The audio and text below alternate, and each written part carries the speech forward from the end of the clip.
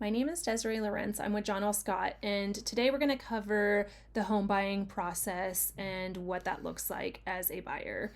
So, to start, I always recommend that you reach out to a local lender, that you connect with somebody that can help you figure out your financial snapshot and the best way for you to move forward and giving you all of your options so that you can choose and decide. Make sure that you're picking somebody that is available on the weekends and the evenings and somebody that's going to advocate for you along the way. If you need recommendations, please reach out to me. I have a lot of really great, wonderful people that I can connect you with depending on what your needs are. So first figuring out what your budget is and getting a pre-approval letter. So there's a difference between your pre-qualification letter and a pre-approval letter. A pre-qualification letter, you can go to a lender and say, hey, this is my snapshot of my employment and my finances. What do you think I qualify for? And they can provide a letter based on that.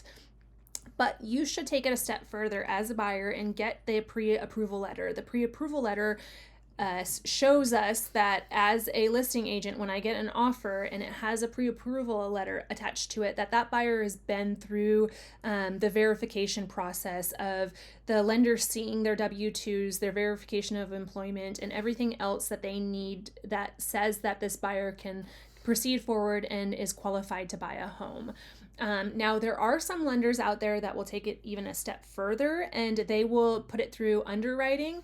It means that the underwriter has looked at the file and has reviewed any conditions and has gone over those with the buyer, and the buyer is cleared to move forward. This can really help expedite the terms and even shorten the length of the contract. So it does matter what lender you use in their process. So when you're vetting somebody to work with, make sure that you're asking some of these questions. So once you have the budget in place and you have that pre-approval letter, the fun starts. We get to go look at some houses together, do some shopping.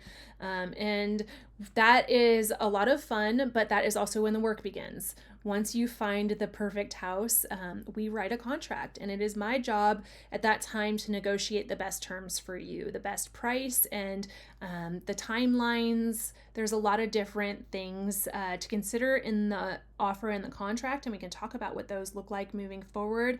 But that is kind of the next step of things. So once you get the pre-approval, you go shopping and you write your offer. And then once the offer is in place, then the next step is to have an inspection done. The inspection is your way to do your due diligence on the home, to inspect everything from the attic to the crawl space and everything in between, to make sure that you're comfortable moving forward with that home. And if there's any items that you would like to negotiate at that time, now is the time to do that in that inspection process.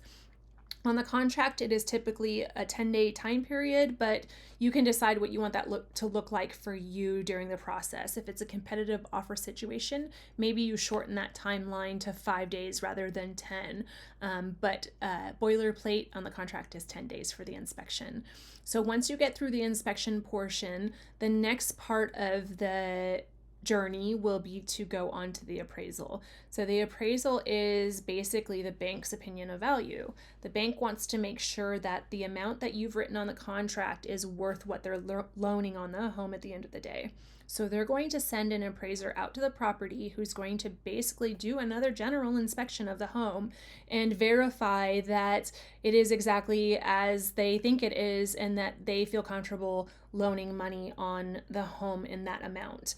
Now, if there is a discrepancy between the listing or the sales price and the appraisal price, that is the buyer's chance to renegotiate some of those terms with the seller, or potentially, dissolve the contract so that way you're not overpaying for a home that the bank won't loan on.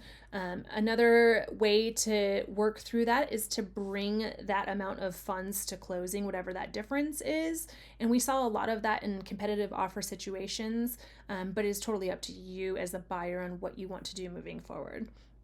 Once you get through the appraisal, then the next step is to have the loan docs into title and do your signing and your closing. At this time, they will let you know what your closing costs are, the snapshot of the loan. They'll give you a closing disclosure prior to signing, and this will just basically outline all of the terms for you so you know exactly what you're getting into. Once you get the call from title that the loan documents are in, you'll set your signing and you will go into the title office and you will sign all of your documents. They will cover everything that they sent to you basically via email, but you'll sign off on everything there. And at that time, everyone always wants to know, well, I signed my documents. Can I have the keys? No, typically not. You usually sign the documents prior to the actual closing date. And then on the closing date, we have to wait for it to record with the county. So until it records with the county, we can't actually give you the keys because it's not official. Everyone wants to know when they get the keys, and it's only when it's recorded with the county we're able to go over and hand those to you. So that is kind of the home buying deal in a nutshell. If you have any questions or you'd like more information or you'd like to take a first-time home buyers class, reach out to me. I would love to have you and I would love to answer any questions you have. And I hope you have a fabulous day.